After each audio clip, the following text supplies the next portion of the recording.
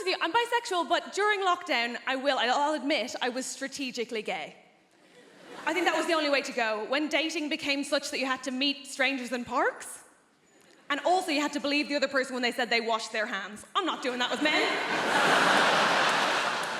I also think that ultimately, if you are bi, I don't really know why anybody would be choosing men.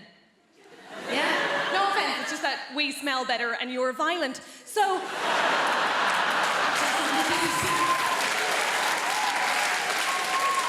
The men who don't laugh at that unnerve me most. Yeah, okay. Good lad, join in. Okay. There are good things about being broken up with, I think. One of my favourite things is that I had to get my house sorted, so I got a bunch of DIY done.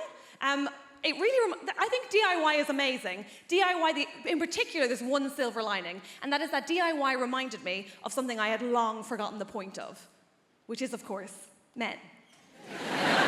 You're amazing, aren't you? Specifically, I'm a fan of a subgenre of men. They're called handymen. Do we know these guys? Oh my God, they're wizards. I love them. They do magic. I adore them. You're not sold.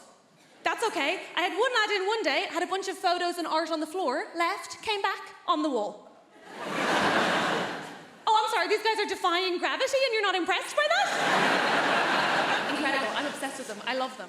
I also had one day where I had two men in, I know, very exciting, and I had a bookcase, right, that needed bolting to the wall. I said, can you bolt that to the wall? They said, yeah, of course we can. I said, cool. Just so you know, even if you bolt it to the wall, the floor is uneven, so it will wobble. They said, no, don't worry about that, sure, we'll just get some extra wood and pop it under it. What? I said, don't worry about that, sure, we'll just get some MDF and pop it under it. What is this witchcraft? Here's the thing, Apollo. They did. I was like, I will suck you both off.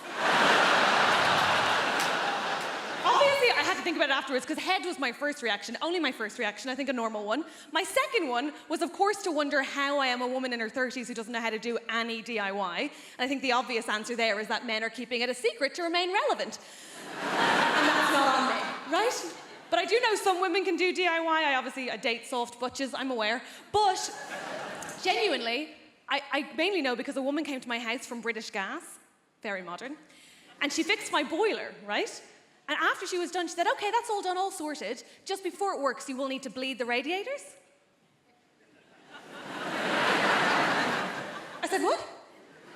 She said, oh, for that to work, you're just going to need to bleed the radiators. I said, the butch one left. What are you saying? Sorry? Can't really hear you behind all of my hair. What's happening? She goes, do you want me to show you how to do that? I said, is that allowed? Women in the room, look at me. Come here to me now, focus, right? Did you know that that is just turning a key and waiting for liquid? It is basic hand job stuff, and no one will tell you.